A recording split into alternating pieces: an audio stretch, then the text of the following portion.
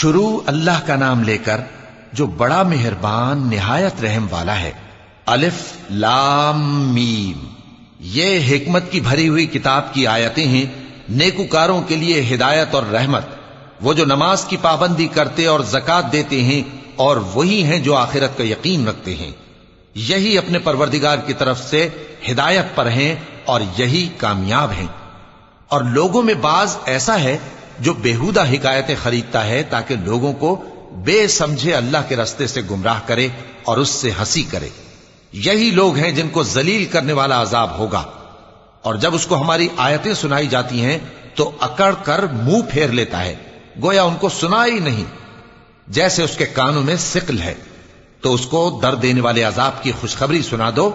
جو لوگ ایمان لائے اور نیک کام کرتے رہے ان کے لیے نعمت کے باغ ہیں، ہمیشہ ان میں رہیں گے۔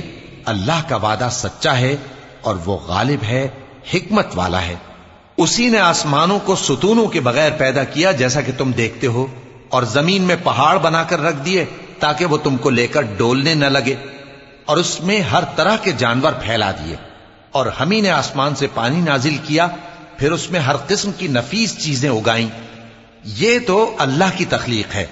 اب مجھے دکھاؤ کہ اللہ کے سوا جو ہستیاں ہیں انہوں نے کیا پیدا کیا ہے۔ حقیقت یہ ہے کہ یہ ظالم کھلی گمراہی میں ہیں۔ اور ہم نے لقمان کو دانائی بخشی کہ اللہ کا شکر کرو، اور جو شخص شکر کرتا ہے تو اپنے ہی فائدے کے لیے شکر کرتا ہے، اور جو ناشکری کرتا ہے تو اللہ بھی بے نیاز ہے، لائق حمد و ثنا ہے۔ اور اس وقت کو یاد کرو جب لقمان نے اپنے بیٹے کو نصیحت کرتے ہوئے کہا کہ بیٹا، اللہ کے ساتھ شرک نہ کرنا، شرک تو بڑا بھاری ظلم ہے۔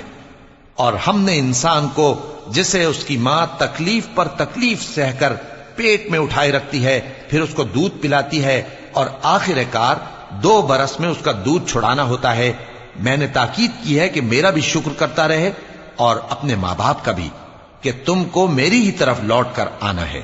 اور اگر وہ دونوں تجھ پر زور ڈالیں کہ تو میرے ساتھ کسی ایسی چیز کو شریک کرے جس کا تجھے کچھ بھی علم نہیں، تو ان کا کہا نہ ماننا۔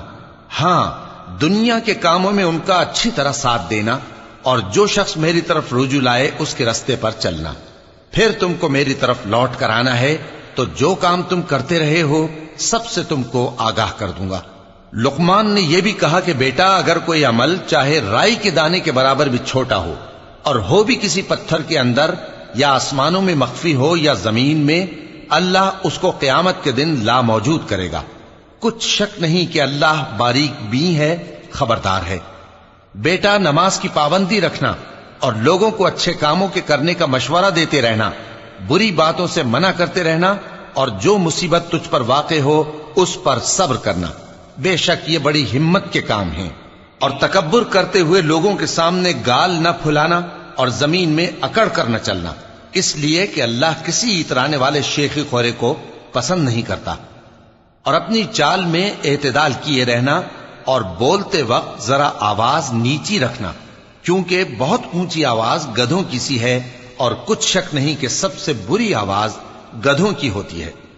کیا تم نے نہیں دیکھا کہ جو کچھ آسمانوں میں اور جو کچھ زمین کو اللہ نے تمہارے قابو میں کر دیا ہے، اور تم پر اپنی ظاہری اور باطنی نعمتیں پوری کر دی ہیں؟ اور بعض لوگ ایسے ہیں کہ اللہ کے بارے میں جھگڑتے ہیں، نہ علم رکھتے ہیں اور نہ ہدایت اور نہ کتاب روشن۔ اور جب ان سے کہا جاتا ہے کہ جو کتاب اللہ نے نازل فرمائی ہے اس کی پیروی کرو، تو کہتے ہیں کہ ہم تو اسی کی پیروی کریں گے جس پر ہم نے اپنے باپ دادوں کو پایا۔ بھلا اگرچہ شیطان ان کو دوزخ کے عذاب کی طرف بلاتا ہو تب بھی۔ اور جو شخص اپنے آپ کو اللہ کا فرما بردار کر دے اور نیکوکار بھی ہو تو اس نے مضبوط کڑا تھام لیا، اور سب کاموں کا انجام اللہ ہی کی طرف ہے۔ اور جو کفر کرے تو اس کا کفر تمہیں غمناک نہ کر دے۔ ان کو ہماری طرف لوٹ کر آنا ہے، پھر جو کام وہ کیا کرتے تھے ہم ان کو جتا دیں گے۔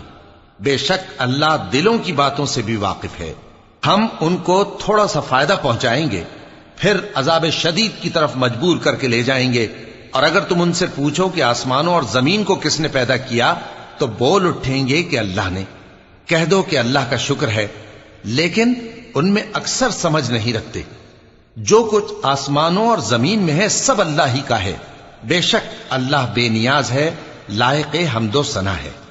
اور اگر یوں ہو کہ زمین میں جتنے درخت ہیں سب کے سب قلم ہو، اور سمندر کا تمام پانی سیاہی ہو، اور اس کے بعد 7 سمندر اور سیاہی ہو جائیں، تو اللہ کی باتیں یعنی اس کی صفتیں ختم نہ ہوں۔ بے شک اللہ غالب ہے، حکمت والا ہے۔